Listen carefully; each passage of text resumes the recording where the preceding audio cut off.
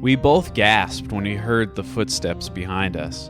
Heavy, ringing footsteps, thundering in the low tunnel, growing louder, louder. I glanced back, but the caped man was hidden by the curve of the sewer tunnel. His footsteps boomed steadily, rapidly. I could tell he wasn't far behind. He's going to catch us, I told myself in a panic. This tunnel is never going to end. Eddie and I can't run much farther. He's going to catch us in this dark, damp sewer. And then what? What does he want? Why did he say that we knew what he wanted? How could we know? I stumbled forward. The flashlight bumped against the wall and fell from my hand. It clattered to the tunnel floor and rolled in front of me. The light shone back into the tunnel, back toward the caped man. I saw him move into view, bent low, running hard. Oh! A frightened moan escaped my lips. I bent to pick up the flashlight. It slid out of my trembling hand. That was all the time the caped man needed. He grabbed Eddie with both hands. He pulled the black cape around my brother, trapping him. Then he reached for me. "I told you, there is no escape," he rasped. You can't scare me, not with the basement of botany. Maybe a sentient dummy calling all creep. Boo-dudes! Slappy New Year. Slappy Boo Year. Welcome to Calling All Creeps, podcast about Goosebumps. I'm Matt, and I'm here, as always, with my pal, Dave. Dave, what is up with you It's a new year. It's a new me. That's right. I literally was put into a vat of acid and cloned, like I'm Paul Rudd from that show that I didn't watch on Netflix. I watched that show. I watched like the first episode, and I was like, all right. It was okay. It was cute. They'll probably make a second season. That cute, huh? Yep. Extra cute. Must be pretty cute. Well, I'm getting over a sickness. That's why we needed to just burn down everything I once was. Set fire to my face and loins and other things, I guess. So I'm speaking to Clone Dave right now. Yeah, I died. Okay. And now I'm back. But you can hear it in my voice. This is my new voice for my new year. Sounds great. Yeah. Do you know something I realized? Every new year, everyone's just like, that past year fucking sucked. Yeah. This is going to be the good one. And then next year, online again, they're like, that last year just made it out. Here's a meme about it. Now I'm going to the new one. It's here to rescue me. Can you believe a celebrity died last year? Yeah. Oh, man. Oh, Bowie, R.I.P. But regardless, in 2020, I heard no one important will die. There'll be no bad stuff, and everything is going to be good. Once we had Jobs and Steve and Tom Petty and Cash. Now we have no Jobs, no Cash, and everything Tom Petty. Right? That was good, Dad. That was a good dad joke. That's that saying. Yeah, it's 5 o'clock somewhere. That's right. No Nut 2020 is upon us, Dave. Oh, yeah, we can't say that word. That's right. Any of those words that you listed. We told everybody to sound off below or comment to us about if we should say words, dirty words. Yes. That we say often, and no one said anything other than Eric, friend of the pod, who wanted to know what the bleeped out word was.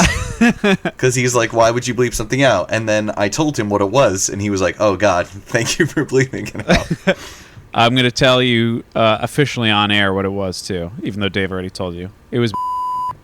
Ugh, bleep it out. I'm going to bleep that. Bleep that out again. That's disgusting. Friend of the podcast, Brian, also had to know what it was. And was also thankful that I bleeped it out. Yeah, it's disgusting. You're so upsetting.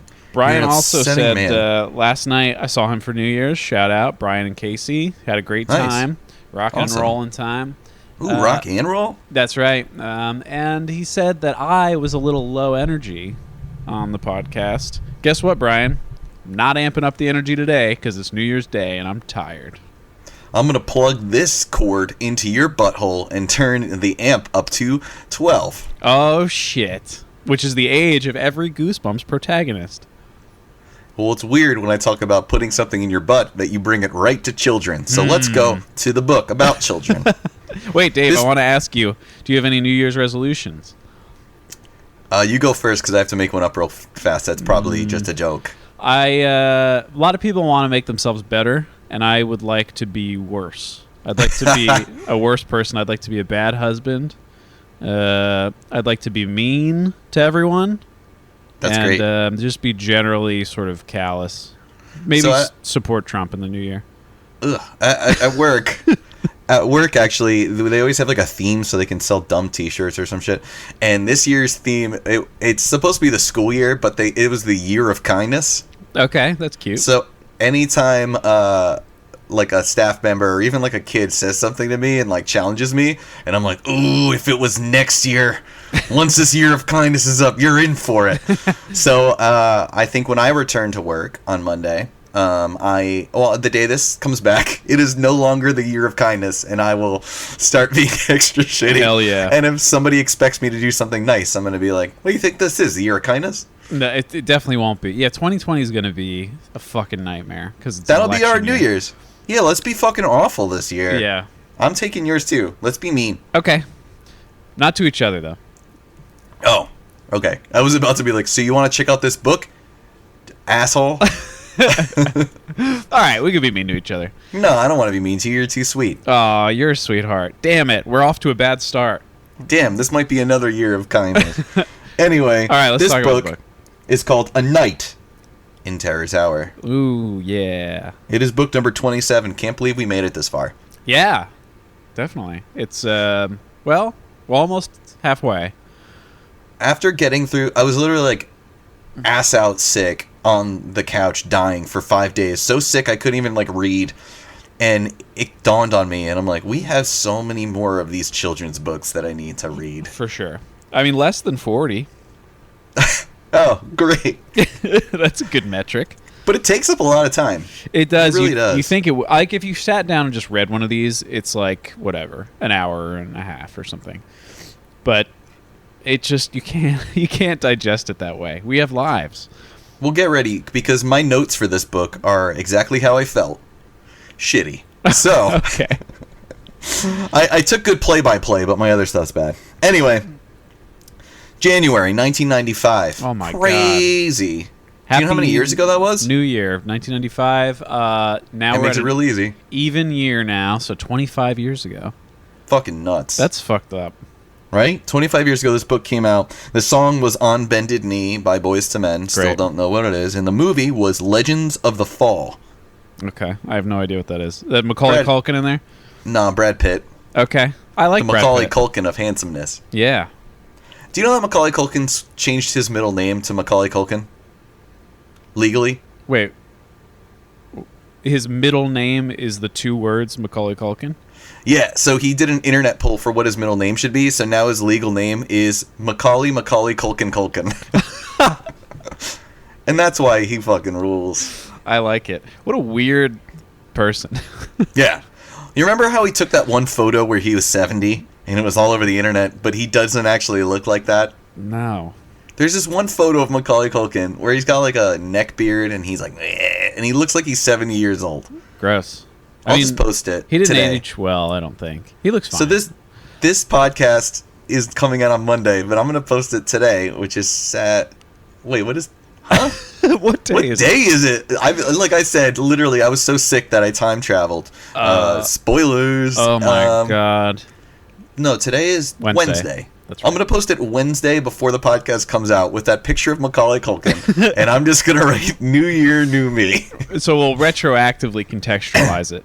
Yeah, so you'll have to go back in time. It's time travel. So anyway, this book was originally printed in January of 1995. That was the stuff. Current events that happened, I actually forgot to look them up, so nothing happened that month.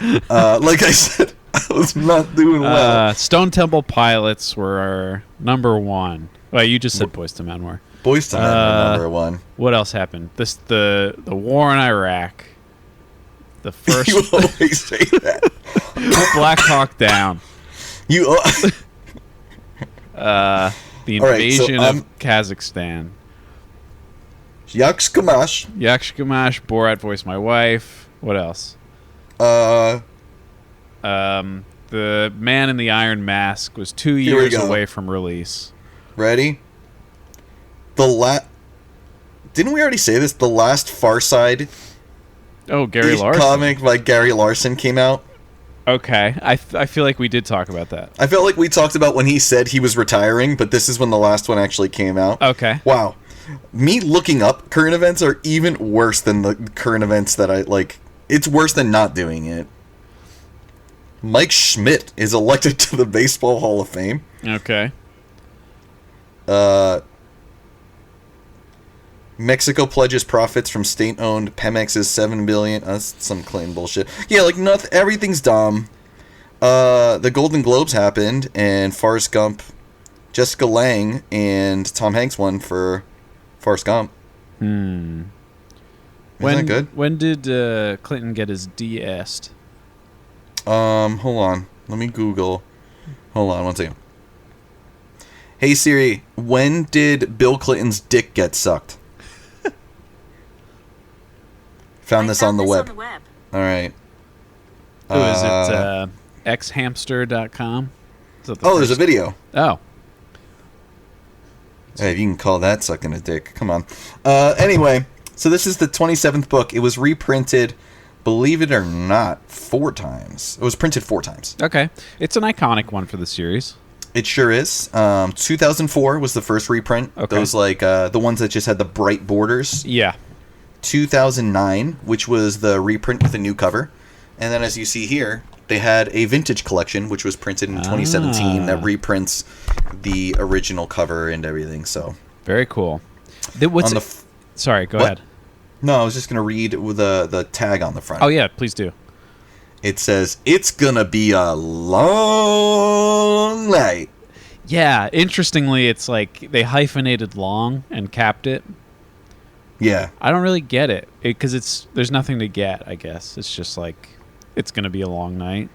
I don't know. Not great. Do you see what I'm doing right now? I'm trying to do the hand of the executioner on the front. Oh, yes. He's such a Quasimodo. Yeah. And he's got real hairy legs. Look at his front foot above the boot. Yeah. It's just hairy there. Yeah, he's got some powerful quads. Damn, this man does squats. Yeah, for sure. He definitely has a lipoma on his back. I've been watching a lot of Dr. Pimple Popper with my wife, and I know what a lipoma is now. That's gross to me. Mm-hmm. It's good. It is gross, though. I want to say, what the font on the back of your book, does it strike you as odd? Like, it's different. The font on my book, this is an OG copy. Let me see. I gotta bring up your screen. Is different. Show me. From the font on previous books. Oh yeah, It's they more widened like it. Arial or something. Yeah, But also, yeah, like I have the tag all locked up and no place to go. Yeah. One line. Yours is 2. Okay. Yeah, mine seems a little more. Not even Helvetica. Maybe Futura. Perhaps. Yeah, it's distinctly different and this is the first time I've seen that. I also want to shout out, I have a little Toys R Us sticker on there with the price ripped off. Maybe this was a gift. Or I just ripped it off. Actually, Toys R Us is back, and it's in the Garden State Plaza nearby. Oh, yeah, you said it was sort of lackluster, right? Yeah, it sucks. That's a bummer. It sucks. It feels like a showroom, but not even like a fun showroom. Yeah. They have like a huge Nintendo room, and there's like a cardboard cutout of like the pipe that you can stand behind. Oh my and God. Like there's like maybe 4 different Switch games, but like 1,000 of each lined up. Okay. It's really, maybe it's because I went like before. Oh, it was a while before. It was early December, but still, it was not good. Yeah, which sucks. What I wanted to mention last episode, too, when we were reminiscing about 90s Christmases, is how good it was to get that Toys R Us catalog and circle what you wanted and stuff, and just sort of browse through there. And now, it's good that the institution still exists. And it's like strong in Canada or something? Yeah, Canada and Japan still has Toys R Us. Yeah, so that's good. But for it to sort of be so pared away and also not be very good anymore kind of sucks. Yeah. Well, I mean, it is still very much a Toys R Us in Canada and Japan. Yeah. These two in America, a lot of people believe that like the reason we don't have Toys R Us here is because millennials don't buy toys anymore or like whatever, things change.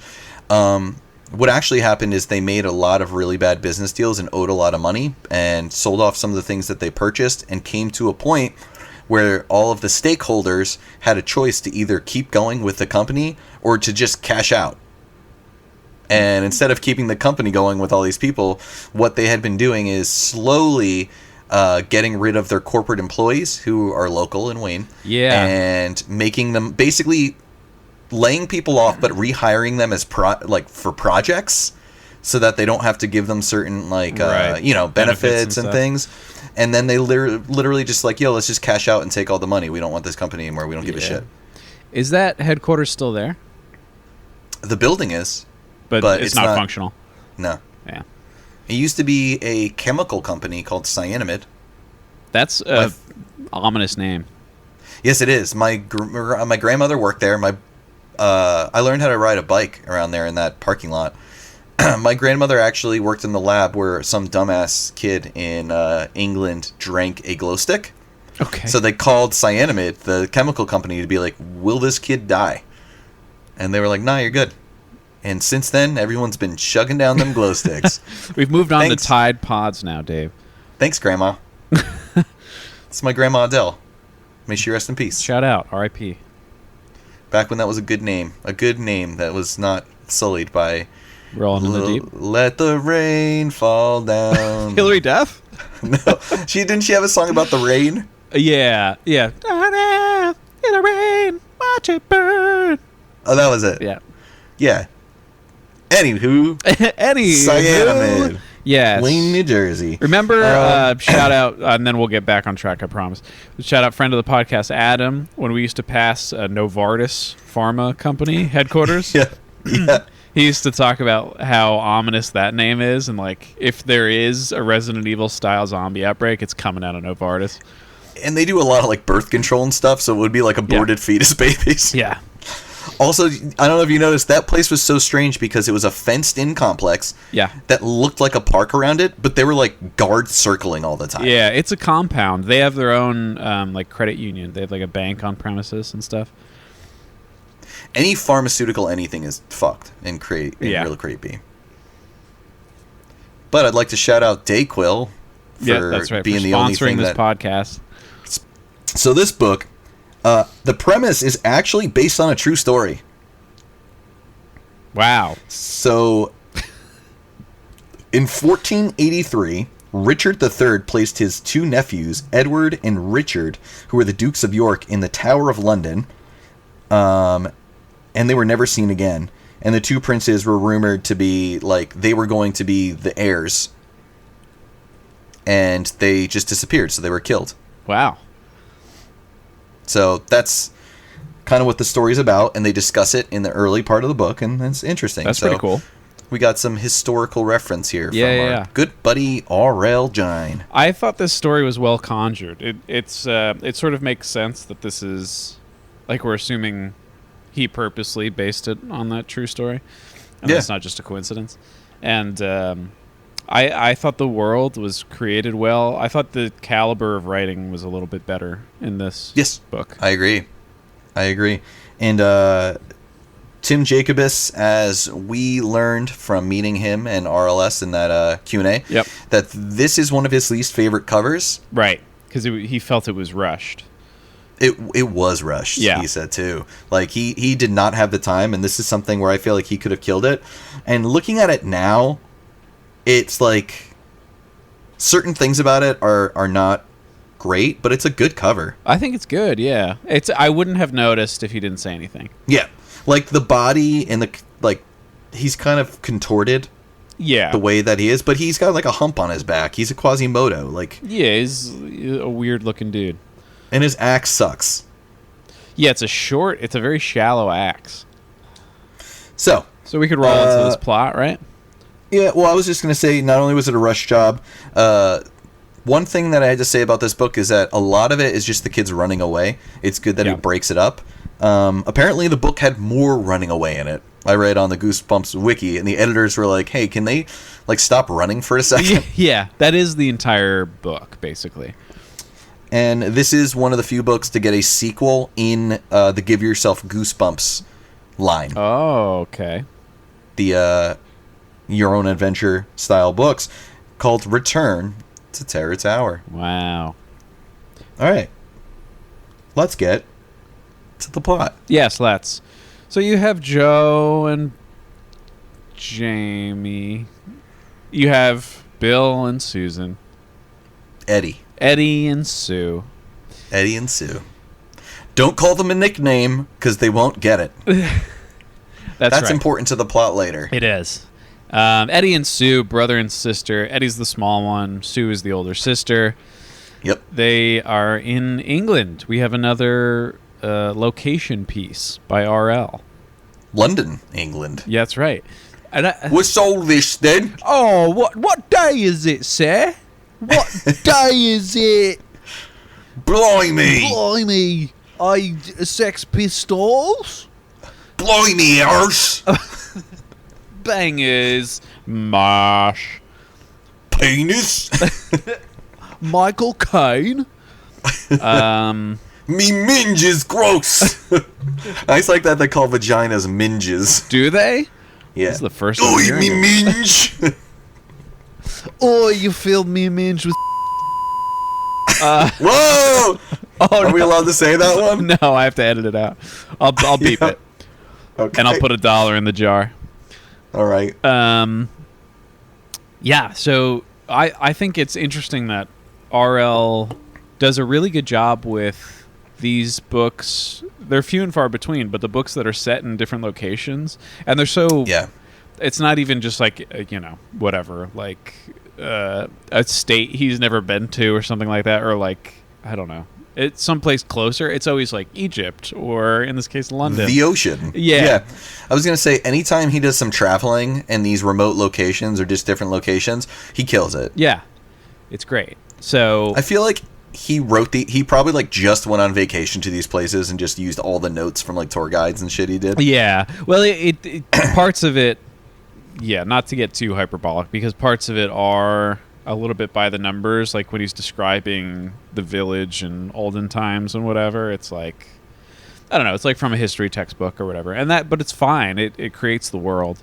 It should be. It's good. So Eddie and Sue are here in London with their parents, who have a big important meeting to attend in London. So it's probably about refrigerators.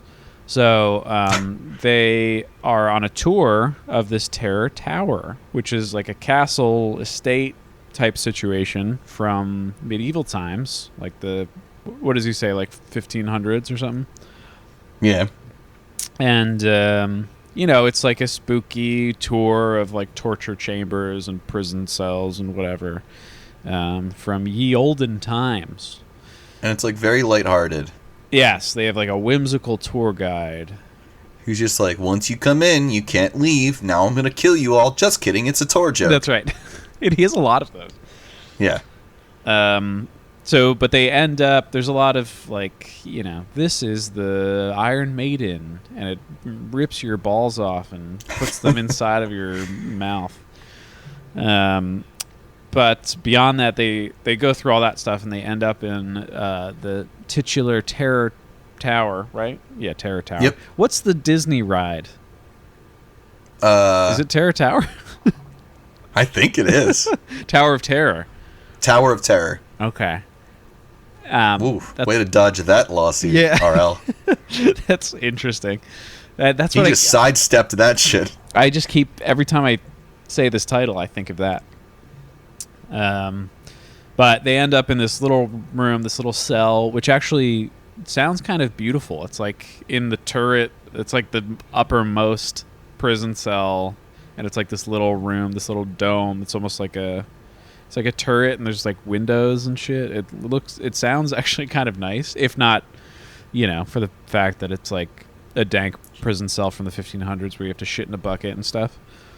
Sounds dank. Sounds like the teens will love it. That's right. They love drinking shit buckets and eating ass.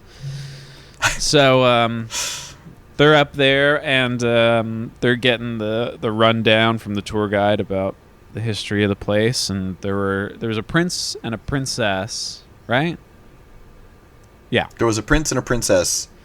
And they much like Dave said, based on that story, where there's a prince and a princess in this cell, and they're trapped there, and they're doomed to be executed because they threaten to take the power from the king.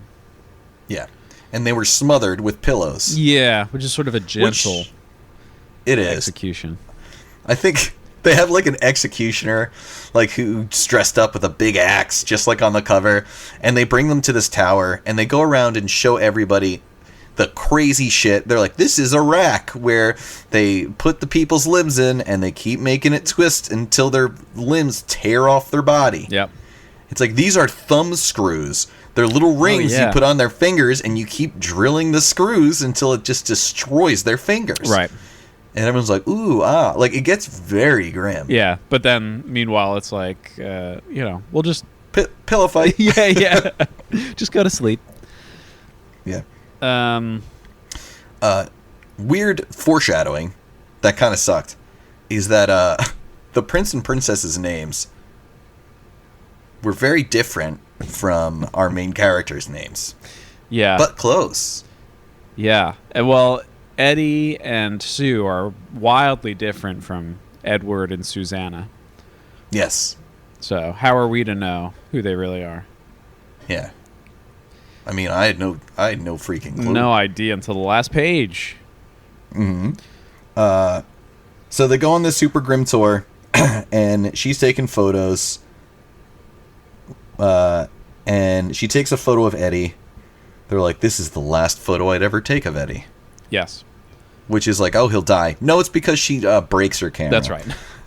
And the whole time that they're going on this tour, a man in a black hat and cape are stalking them. Mm-hmm. Like sneaking around, like, wah, wah, wah. Yeah. And at one point they call this out, and they're like, does anyone see the guy with the cape? And people are like, what the fuck are you talking about? She's like, me neither. No, they don't weren't like that. The people in the group? Yeah, they were like, oi! Oh. What's this with the black hat? What's all that then?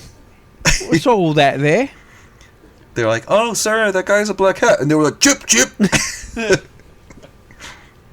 Hey, it's so man splashing about out there. Sticking me minge. Yeah. So the guy's like chasing them and shit, and then they're going up to the Eddie. Also, we learn, and in my notes I wrote, that won't pay off later. We learn that Eddie is a great pickpocket. Oh, that's right. Yep. Eddie was going up the rogue character skill tree as he gains levels throughout this book. Yeah. What did he steal from what's her face? The camera? Her camera. Yeah. Good for Eddie. He has hobbies. He's got gentle hands. That's right. Soft, supple hands. So, anyway, they lose the tour group at a point. They get turned around because there's like two staircases that lead to this little room, right? Mm-hmm. And they go down the wrong one, and they get separated from the group. They eventually... so here's to complicate it. The man with the hat is now chasing them harder and much more successfully. Capeman. Capeman. He comes up because we don't have a name for him, so they call him the Capes Man. Yeah, that's right. He has a cool hat, and which is I thought he would have like a bag over his head, right? Like the if he's an executioner, and it has that on the cover. It's probably got like a little Zorro hat, like a. That's what they give him. Yeah, it's weird. It's very strange. But he's just like, if you leave me, then you'll get hurt. And then he's just like, watch me stack these stones. Yeah. And they're like, fuck this shit. And they run. Yeah. Yeah. So he has these stones, and he's trying to do something, and they don't stand for it, and they run away. As we said, they basically run this whole book. This time, they managed to find a sewer at the end of a hallway. Oh no! They end up in a torture room, and they see like dummies. Oh, that's right. Yeah. First, they end up in that torture room with dummies, and when he describes when he first describes that room, I thought they had already gone back in time, like something happened, And like it's like, oh my god, because there's like hands sticking out of the cells, and like there's bodies on the floor and stuff like that. But it's all part of this, like, yeah, it's part of this whole sort of thing. And this is why I wanted to bring it up, because this room doesn't really matter to the plot. We could have just skipped over it. Yeah, it's kind of fun. Then they get down to the sewer and they're caught. But luckily, a sea of rats. The Sea of Rats is fucked up. Like, the description. It is. It's pretty gnarly. The Sea of Rats comes, and they grab onto the pipes and lift their feet up, and the man has to run because the rats are diving, and they're, like, eating his hat that fell down and tearing off, like, pieces of his like his jacket and his cape, and even like their legs. They have to kick the rats off because they're getting scratched, and they can hear their teeth and nails like chattering. Yeah, it says, page 42, the tiny red eyes glowed in the light as they scrabbled toward us. As they pulled their scrawny bodies over the hard floor, their tails slithered behind them like dark snakes. Later, it says, I couldn't see the rats in the darkness, but I could hear them and feel them. They jumped at my shoe, scratched at my legs with their sharp claws, and kept coming. It goes on from there, but they're serious rats. The reason I wanted to bring up the room before this is because we have agreed that they have not traveled in time yet. Yes. So these are just normal modern-day London rats. That's right. And they don't stand for any shit. They get right to business. They don't. So if you guys are in London anytime soon, I know it's 25 years, things may have changed. That's right. But don't go for the rats. No, stay out of the sewers. And they do. Yeah. By finding a ladder. That's right. That leads from the sewer right to the parking lot. That's right. Lucky for them. Exit through the gift shop. Yep. They didn't bring a car, so it doesn't explode, a la Horrorland. Yeah. But there's an old night guard, and he's like, "Oi, what are you lads doing here?" And they're like, "We're lost. We're blah, blah, blah, blah." And he's like, "Oi, then, have you heard the Beatles? Back in the USSR, right?" And they can't understand what he's saying, so he's like, the later years, they experiment with illicit substances in the Abbey Road and whatnot. And oi. And so eventually, through all this, they manage to get a taxi. And the taxi comes, and off they go back to their hotel. And the taxi driver's like, "Oi, then! Have you heard of the Rolling Stones?"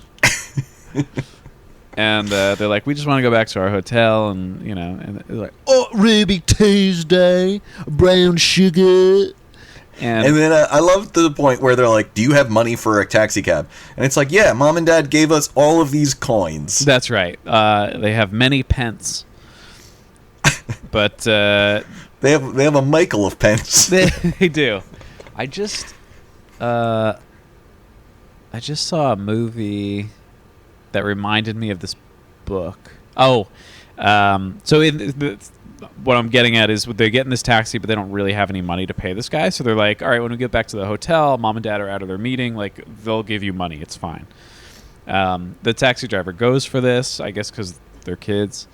And, when they get to the hotel, eventually they can't find their parents, and, like, they end up stiffing the taxi driver.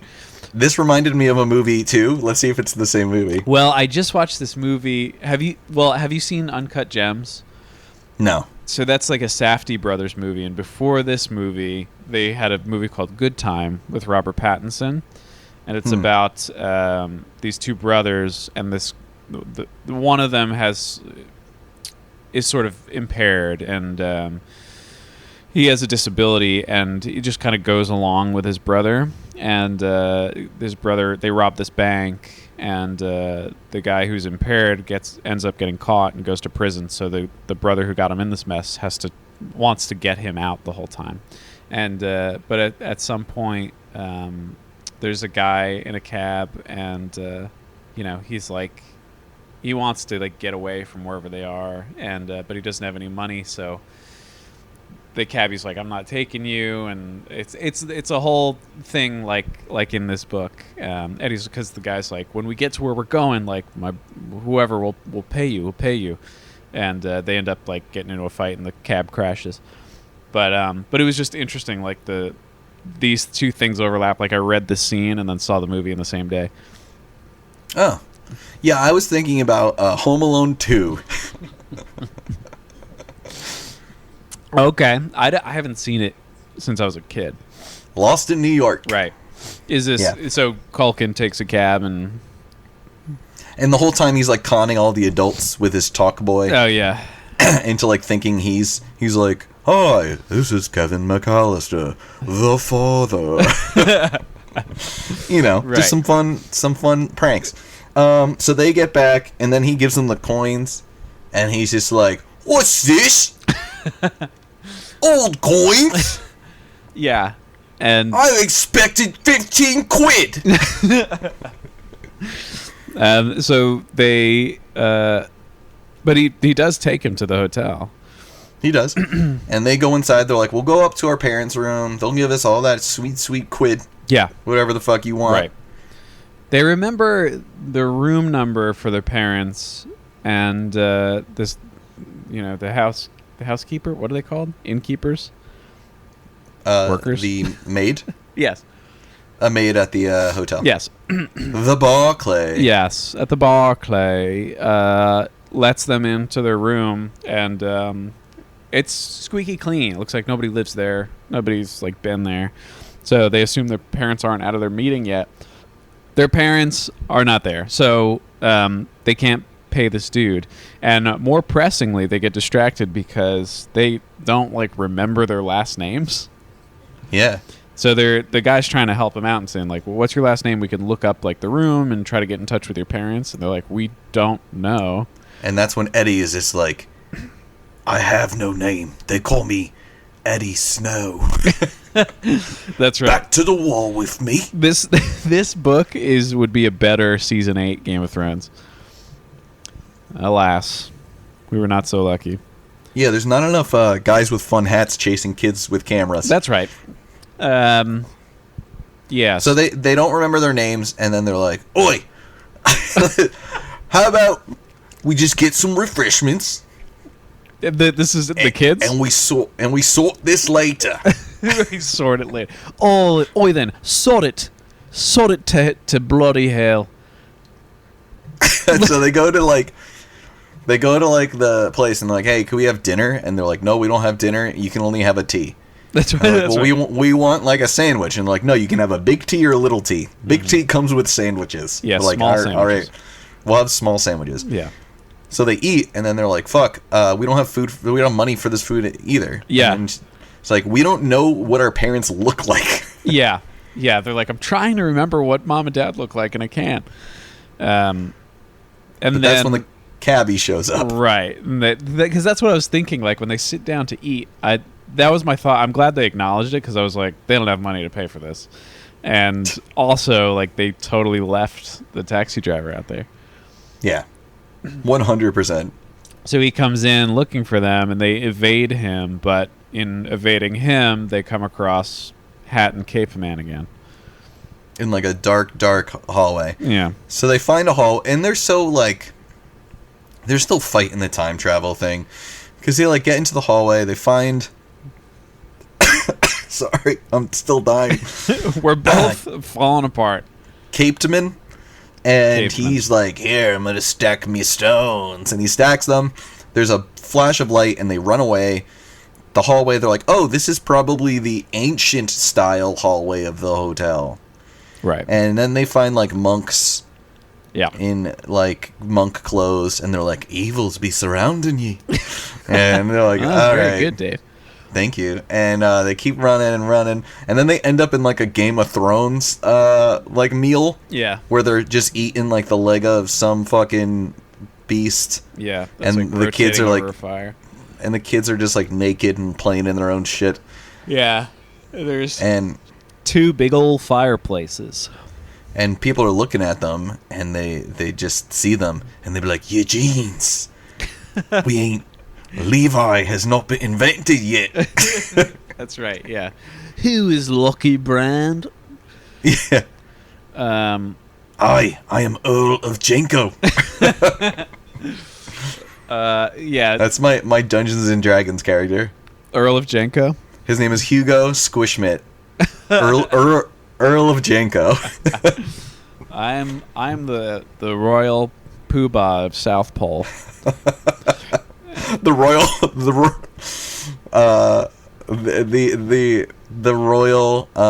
Fubu.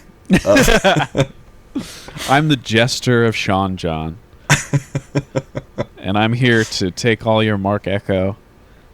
I haven't thought of South Pole. Yeah, welcome back. So they walk outside, and of course, the caped man's there, and he's sure ready to catch them. Yep. In the shit street. Yeah. Well, first that room like turns on them real quick. They're like, "Hey, can you help us?" And everyone's like, "It's them! Get them!" And the whole room, like, babies are crying and dogs are barking, but they don't ultimately get chased. But it's like a weird moment. Yeah. And they walk outside and look back, and it's not the hotel anymore. It's just like one building. Right. So they're sort of shocked because the world has changed. And it's daytime. It was nighttime when they left. Right. Yeah. So, but they see like there's a dirt road. It's all like basically huts instead of buildings. Where the hotel was, they're back like where the hotel was, but there's no hotel. There's just like a building, which they astutely assess as some sort of like meeting house. They're like, this must be the Abbey. Yeah, right. It's like, oh, okay. You just knew that? You know, because it's not in Uptown. It's in Downton. Ah, Downton. I've heard of it. Downton Abbey Road. Hey, that's something. Bloody brilliant. Bloody brilliant, mate. Sort it. Fanny. Fanny. You know, in England, fanny doesn't mean your butt. It means your front butt. It means your puss. It means your puss. We can still say puss, right? Yeah. It's just no nuts, not no puss. Okay. Can we say scrotum? Yeah, scrotum. I barely know him. Right? That's a good one. That's the content people love from this podcast. That's right. We're livening up. So they do that, and then the caped man grabs him. He's like, I gotcha. But, like, some fucker just hits them with, like, a horse cart. That's right. Yeah. He's like, watch out! And then, like, this foreboding dude, like, loses his balance. Because he gets hit by horses. Yeah. Falls ass into the shit that's in the road. Meanwhile, she, like, fucking James Bond dives into, like, in between some, like, huts. Yeah. And can't find Eddie. But she goes into a hut and she pays some, like, gross lady. They didn't say she was gross, but I could tell, like, from watching movies that she's covered in shit. Yeah, face and everything. Also, her personality sucks, so. Yeah. So she's like, let me give you all these coins to hide me. Yeah. And she's like, oi, doubloons? I haven't seen doubloons in a dick's age. And she accepts the money after saying, like, no, I can't help you. She's like, oh, money? Yeah, I can help you. And she's like, here, hide in this straw basket. And, Jenny Sue is like, oh, perfect. And then the woman's like flags down the fucking executioner and like says like, hey, I trapped this little child for you. And she's like, what the fuck? I just paid you. Like, at least give me my money back. Exactly. And that's when we learn his name is Lord High Executioner. That's right. Lord High Executioner. Because the dirt lady said, like, listen, I would have helped you, but, like, you don't cross Lord High Executioner. That's right. You just don't do it. So they're being jostled around in this little basket. Ultimately, they end up back at Terror Tower. And they learn that they're not in, shit with anybody. It's LHE. LHE? LHE, Lord High Executioner. That's what they know him by. Yep. And that's why the big hoop earrings he was wearing that said LHE in them. His big medallion on his chest. Yes, he had one of those gold necklaces that have like a monogram in them. It was stitched into the back of his Nikes. That's right, a varsity jacket with the initials. LHE. Yep. He looked great. He had a bag over his head, but apparently not. And then they get brought to the top of Terror Tower. Eddie's already been captured. Yeah, he's and was already given there. to a knight, so they're there.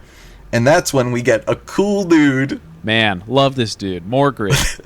We needed more of Morgrid. Hell yeah. He's the best character, definitely in the book, maybe in the series.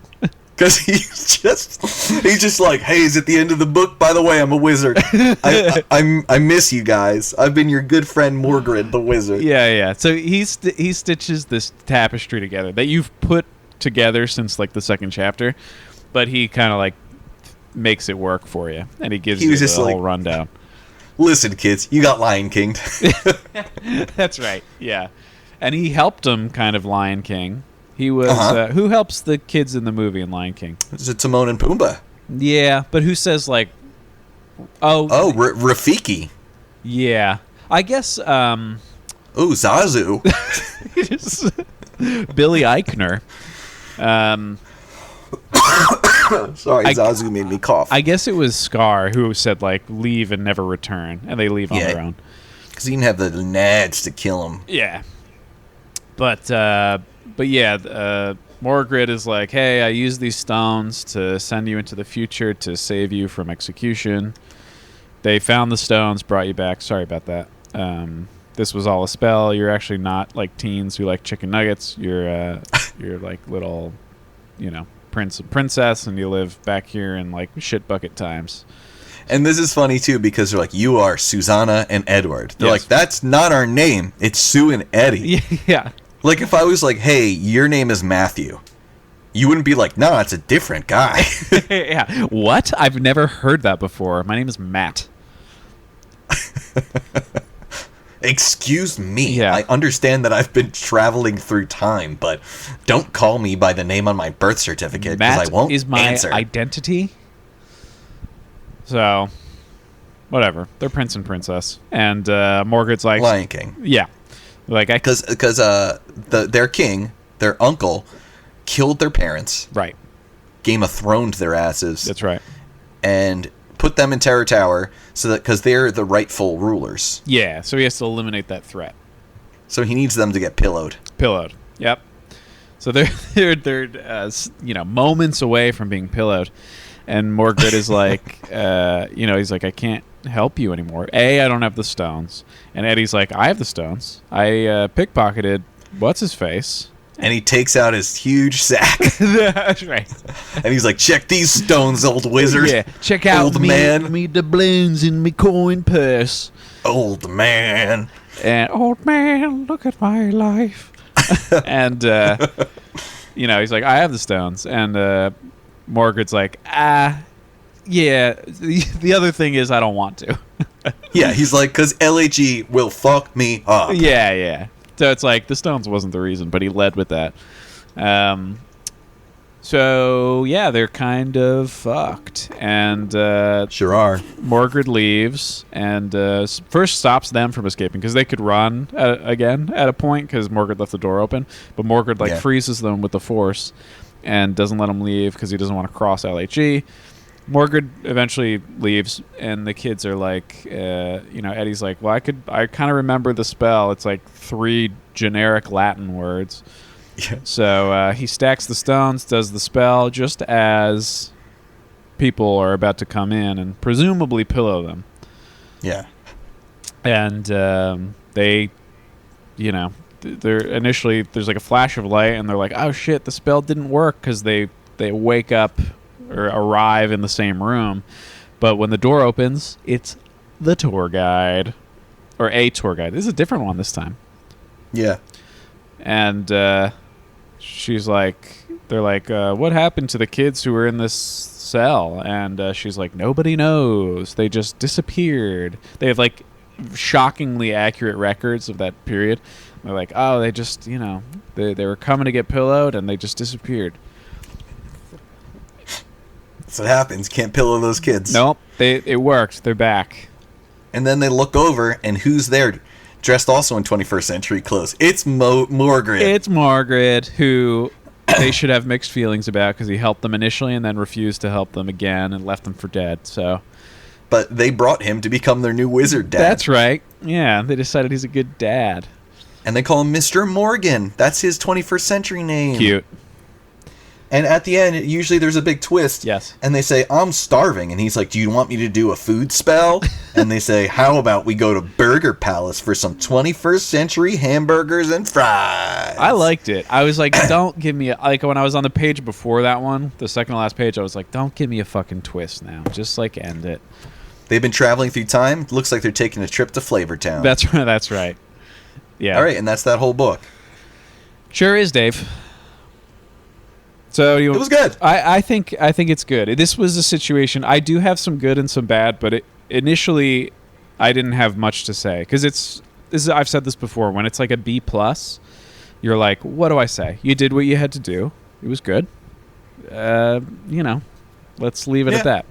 That's kind of how I feel about it. It was good. I think it's one of my favorites from the series. I think it's one of my tops too. It's very solid. Yeah, all the way through. Do you want to talk about good? As I said, I was loopy. I didn't take many notes, so I'll go That's through mine fine. pretty good. We already talked about it, that the awesome settings throughout this book. Yeah. He really painted some great pictures of everything from Terrace Tower to the sewers to like just the time jumps too. Yeah. He made it very apparent. Really good job. RL shines when he goes to more exotic destinations RL for sure. Shine. I like that. Oh, I didn't even know. I like the line on page 2 where it says they don't torture people here anymore. They just sell postcards. Yeah, I did like that. That's cute. I really liked that on page 20, or actually throughout that whole chapter, that Sue has a lot of empathy and something that like usually, I don't know if you ever had to go to like museums or stuff or to be like, this is where people died. Right. She kind of went there while everybody else is like making jokes and being like, they pulled their arms off their fucking bodies and then they're, whose arm is this? And everyone's like, ha ha ha. She's like, well, these were real people that lived here and died on the grounds we're standing. We're covered in blood. The sins here. Like, it was very just, the empathy from her was very grown up and kind of more than you would expect from a child, but also more than you'd expect in a children's book. Yeah. No, I agree. I was trying to find a way. That's a good way to put it, where it's like, yeah, she was always like reflecting on standing in the same spot where these things happened. Like this part. I shut my eyes, too. I try to picture a boy and a girl, frightened and alone, trying to sleep in this cold stone room. The door bursts open. Strange men break in. They don't say a word. They rush to smother the boy and girl. Right in this room. Right where I'm standing now, I thought. I opened my eyes. Eddie was gazing at me, his expression troubled. This is really scary, he whispered. Awesome. Yeah. Really good. It's cool. And then on page 93, I love a good simile. Especially one that we haven't heard in a while.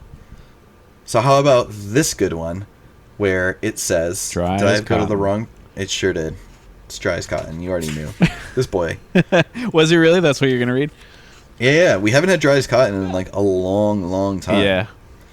I called his name a few more times. Then my throat tightened up. My mouth felt dry as cotton. Eddie? I called weakly. Yeah. Hey, very good. Very good.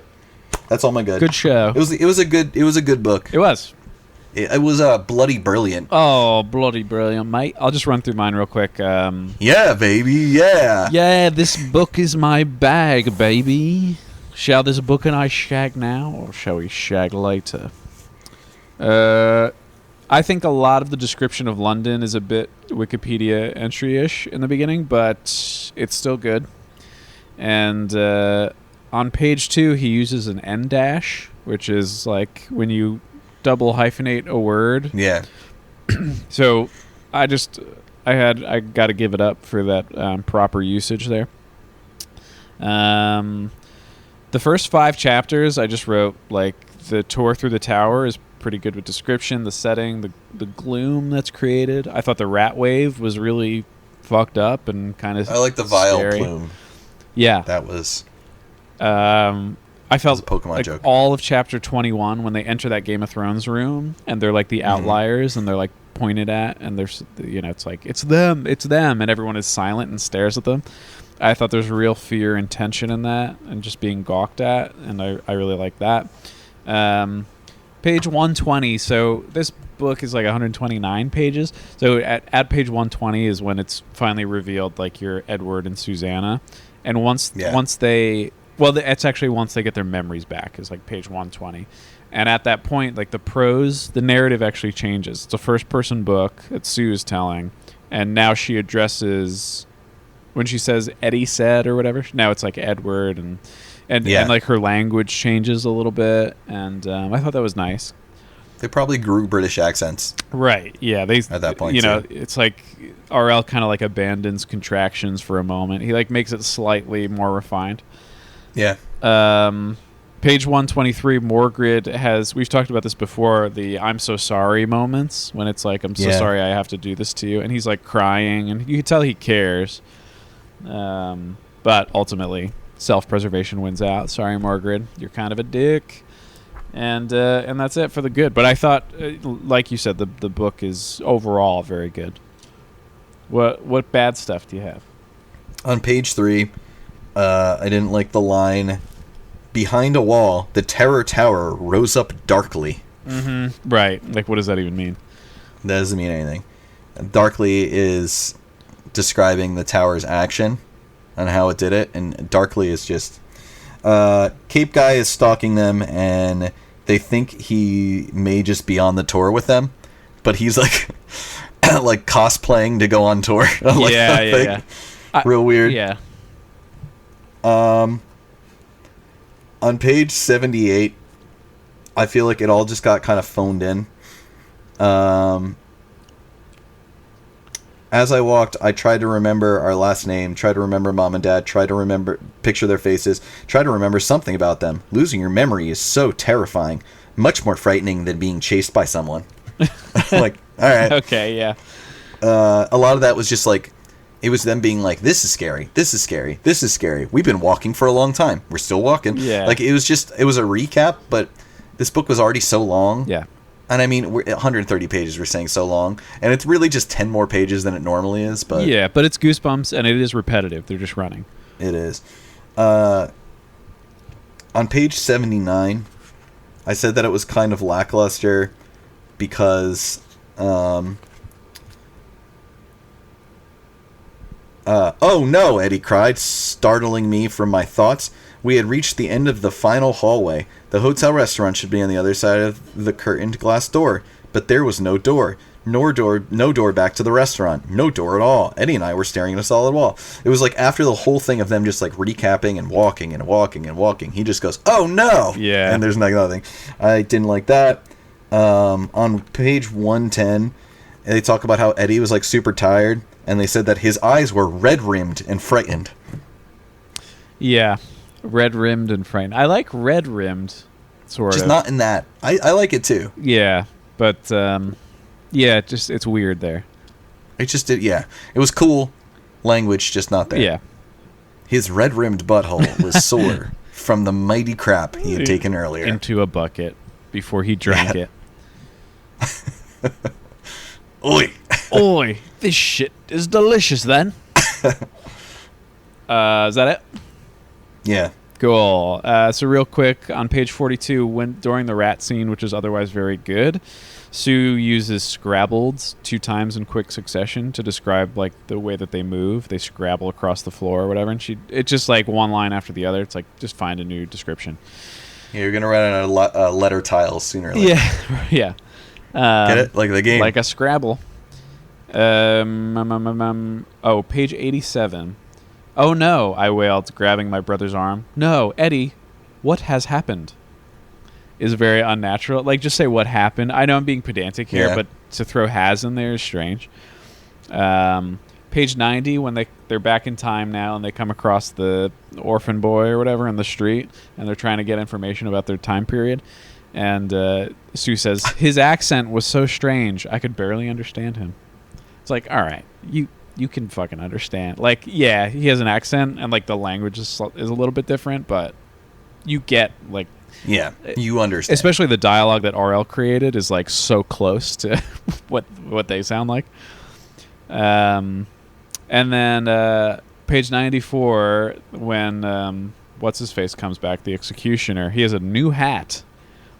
And this is noted in the book. It's like he has a new, wider-brimmed hat. And I'm like, why is he getting a new wardrobe? Like, he's like gaining powers. He's not anyone. He's the LHE. The LHE. That's it. That's all I got. Cool. Spook. Scare. Top spook and scare. Mine is probably the rats. Cool. Because that's modern times, and the rats not only could just destroy and eat through anything, they tried real hard to. Yeah. And to, like, eat the bones of their victims. Yeah, that's fucked up. I am going back to this chapter 21 when they're in the Game of Thrones room, and they're just being called out. I'm going to go there real quick. So actually at the end of chapter 20, it says...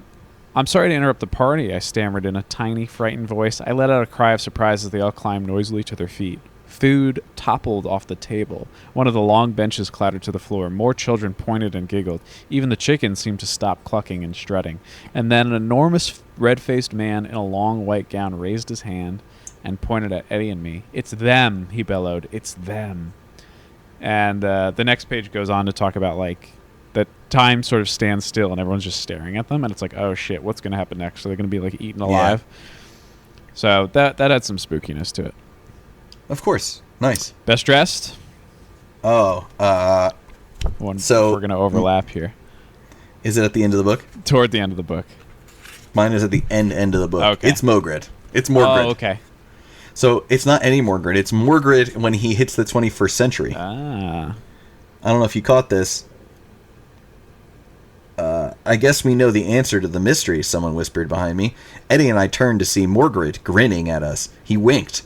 I saw that he was wearing a purple sports jacket and dark gray trousers. "Thanks for bringing me along," he said happily.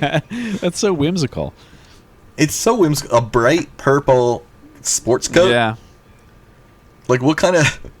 Like, he dresses like a weird like car salesman. Right. Yeah. I kind of saw it as like a windbreaker originally, but it said, I just realized it said sports jacket. But yeah, it's like, yeah, he went to, like, Men's Warehouse for clowns. Yeah.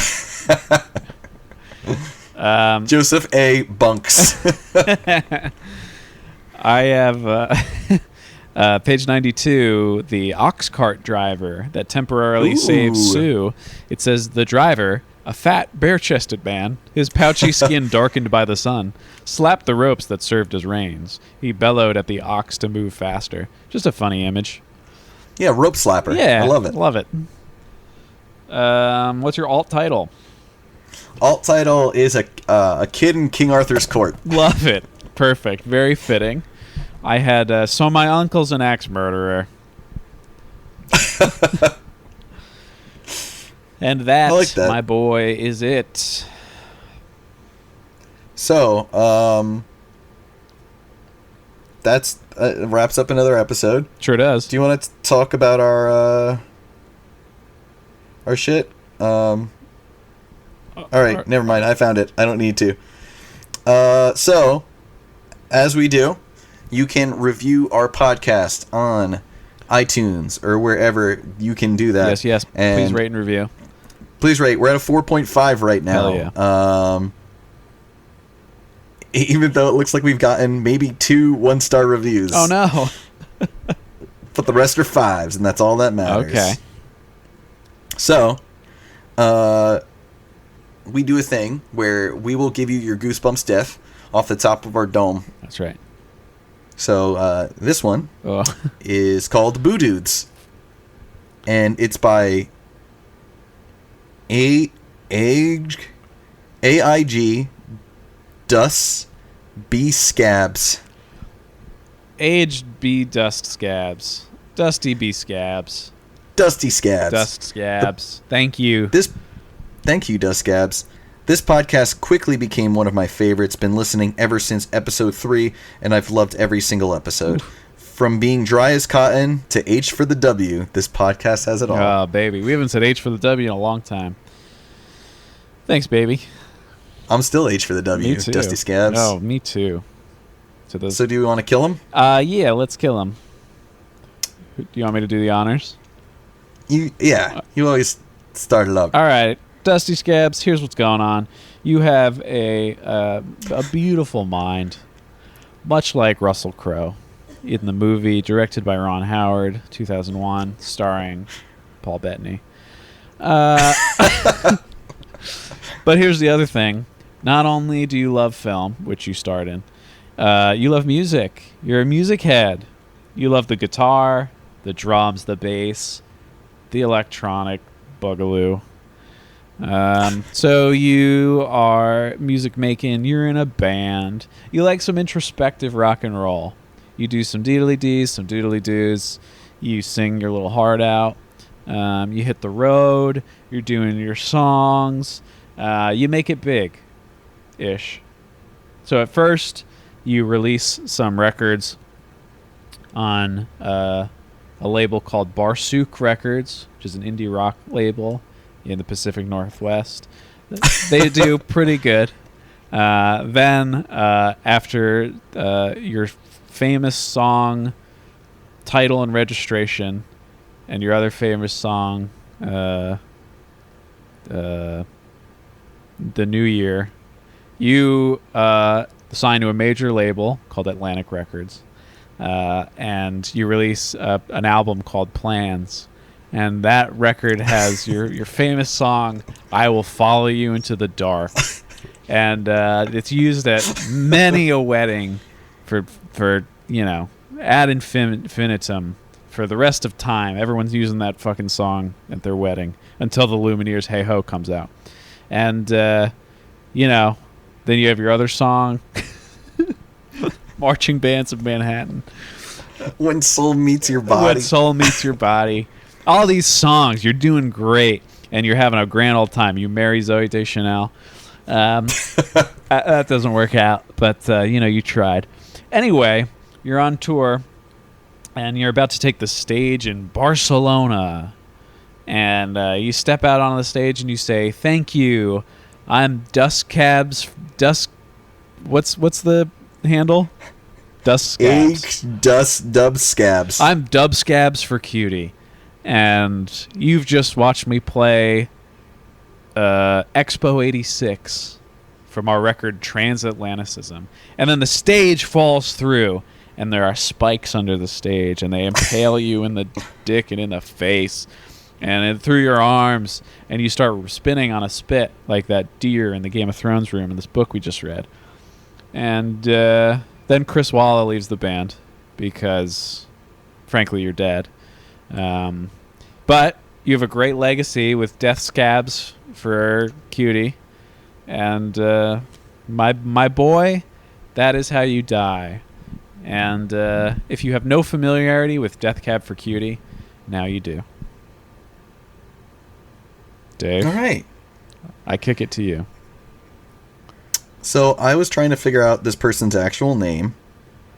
And anytime I Google it, it just brings up our stuff. So it doesn't really get us anywhere. So I wish I knew your name. I'm sorry. But this brings you back to when you were 12. Uh-huh. Remember that bright, shiny red bike you got for your birthday? Oof. It was good. It's all you wanted. Why? Because you were going to set history on your block. Because everybody knew Tiny Timmy down the street was the best at jumping garbage cans. Oof, Teeny Tim. Or G-cans, as you used to call them. Nice. So Dust Scabs, you knew this new bike was going to bring you to new places. You could jump that 8. And you're riding, practicing. Everybody was ready for the big G-can meet.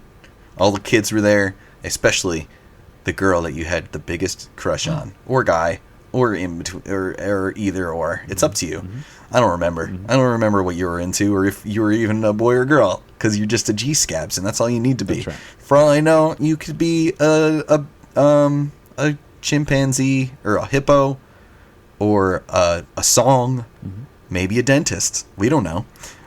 So, you tiny dentist, you're ready to go, and then all of a sudden, it sets in.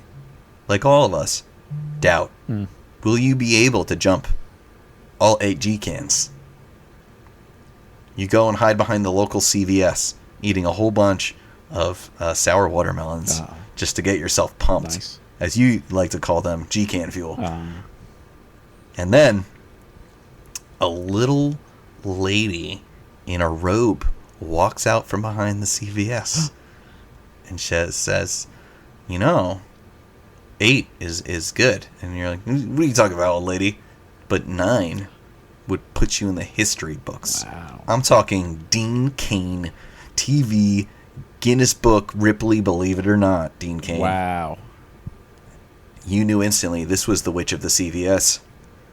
And she said, that bike may be a symbol of love from your parents, but this tricycle will definitely jump 9, maybe 10 G-cans. Oh my God. But you got to trade the bike. You got to give me the bike. So you look around, you have your doubts, you switch it for the tricycle. It's the big day of the G-Can meet. You're at the top of the hill. Everyone's looking on. You go down the hill, you catch that, and all of a sudden you hit the ramp and you're in the air. You're flying. You look beautiful. And you jump 30,000. You never touch the ground ever again. You leave and you orbit into space. Oh, shit. Because your ego grew so much that your head was forever in the clouds. Because you forgot about the little people. Wow. You forgot about the bike. You forgot about the love of your family, which grounds you. Wow. And without being grounded, you stayed forever in the sky where you're hit by a plane and you explode. Oh. But it's okay, because Sully Sullenberger was able to land it and save everybody. But you're dead. Oh, shit. You're dead. You're dead, Scabs. Well, an American hero prevails. Well, that was a beautiful. It had a beautiful message, Dave. The true moral of the story is Walgreens is better than CVS. That's right. CVS receipts too long. Heard of it? It's a problem. Yeah. All right. Okay. Well, that's our podcast. Remember, comment and see the picture of old man Macaulay Culkin on our That's right. Which is Calling All Creeps Pod On Insta. on Instagram. That's right. Like and subscribe. Please counter those 2 negative reviews with 5 stars. We love you. Thank you. Eat my butt. Have a good Eat day. my butt. Bye. New year, new butt. New year, new butt. No nut.